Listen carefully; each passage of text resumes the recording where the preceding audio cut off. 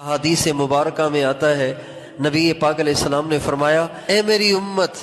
میرا دنیا میں رہنا بھی تمہارے لیے رحمت ہے، میرا دنیا سے چلے جانا یہ بھی تمہارے لیے رحمت ہے۔ آپ کا دنیا میں رہنا رحمت ہے، یہ تو سمجھ میں آتا ہے کیسے کہ ہمارے نبی سے اللہ تعالیٰ نے فرمایا وَمَا كَانَ اللَّهُ لِيُعَذِّبَهُمْ وَأَنْتَ فِيهِمْ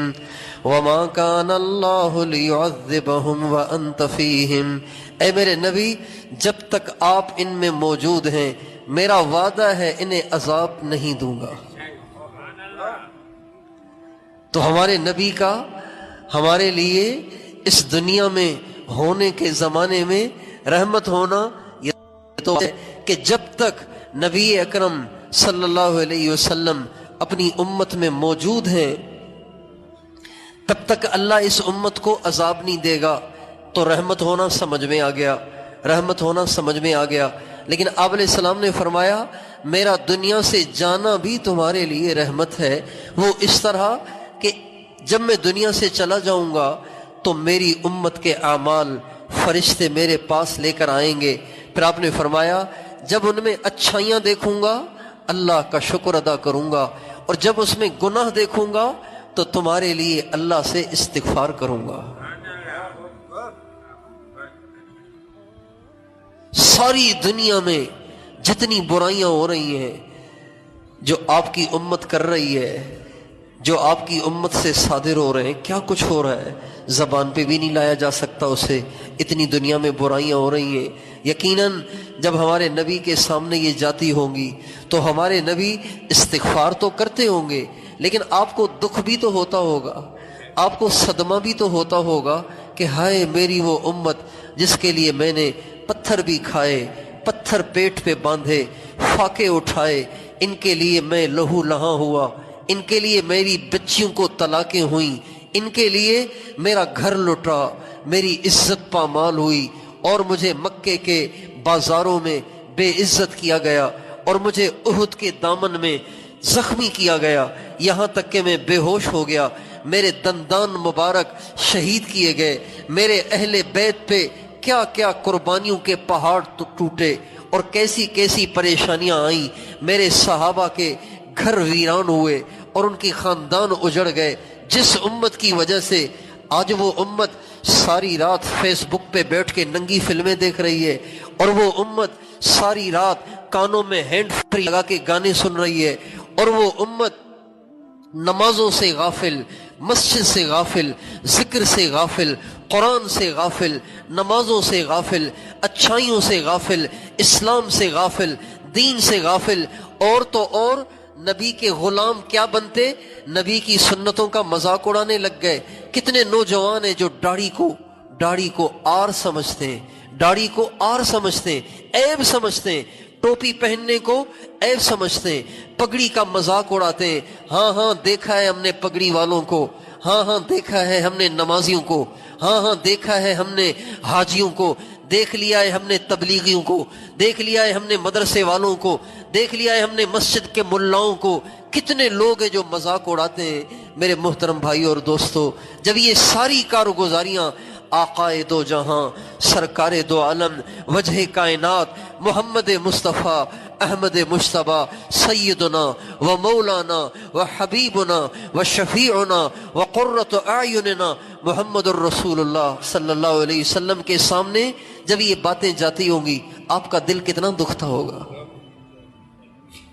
کہ جن کے لیے ہم پس گئے، جن کے لیے ہم ذبح ہو گئے، جن کے لیے ہم لہو لہاں ہوئے، وہ ہمارا مذاق اڑا رہے ہیں، اور وہ یہ کر رہے ہیں۔ جن کے لیے ساری رات دعائیں مانگی، ان کی راتیں فیس بک پہ گزر رہی ہیں، ان کی راتیں ارطغرل کے ڈرامے دیکھتے گزر رہی ہیں، ان کی راتیں ننگی فلمیں، غیر محرم عورتوں سے گپیں لگانے میں گزر رہی ہیں، جن کے لیے ساری رات دعائیں مانگی تھی۔ میرے دوستو، ہمارے نبی نے ایک دو راتیں نہیں، بیسیوں نہیں، سینکڑوں راتیں ساری رات امت کے لیے رو کے گزاری ہیں۔ اللہ تعالیٰ نے کسی نبی کو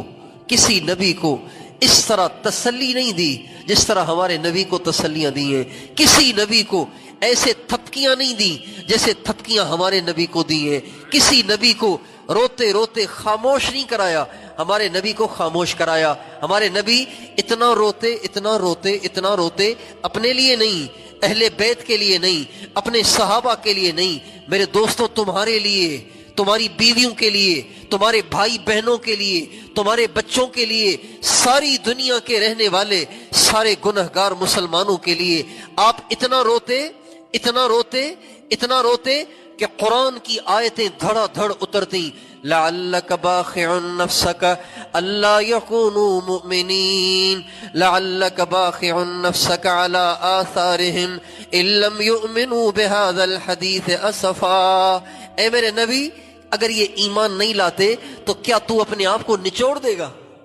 کیا تو اپنا گلا گھونٹ دے گا؟ کیا تو اپنے آپ کو ہلاک کر دے گا؟ اتنا آپ کا رونا، اتنا رونا اتنا رونا کہ اللہ کو ترس آ جاتا، رحم آ جاتا، اور حضرت جبریل کے ذریعے اللہ اپنے نبی کو خاموش کراتے تھے، اتنا آپ روتے تھے، اتنا آپ روتے تھے۔ ساری رات، 20 راتیں ایسی ہیں جن راتوں میں ہمارے آقا نے 1 منٹ بھی آرام نہیں کیا، ساری رات آنسو جاری ہے، 1 سیکنڈ کے لیے آپ کے آنسو نہیں رکے۔ میرے دوستو، جس نبی نے